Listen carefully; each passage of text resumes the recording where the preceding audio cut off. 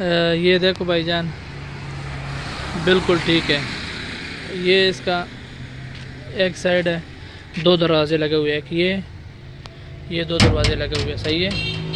پھر اس کا یہ ایک بندے نے جس سے میں نے لی ہے، وہ اس نے دراز کے لیے نکالا ہوا تھا ادھر دراز لگانے کے لیے، تو وہ پھر اس نے وہ واپس پر اس کے ساتھ نہیں ہے۔ یہ سائڈ والا جو دروازہ ہے، یہ دوسرا سائڈ ہے اس کا۔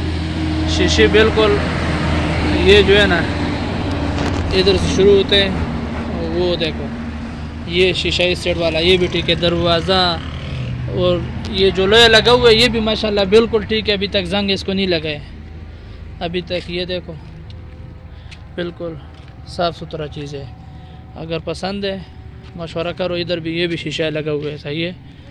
یہ پسند ہے تو رابطہ کرو، جس کو بھی ضرورت ہو، پسند ہو جس کو بھی، تو نمبر بھی نوٹ کر لو، 0345 52 57 951 یہ نمبر ہے۔ اور یہ جو ہے نا جی ٹی روڈ کے اوپر پڑا ہوئے، سرائے گدائی گیڑیا ہری پور کی طرف ہے۔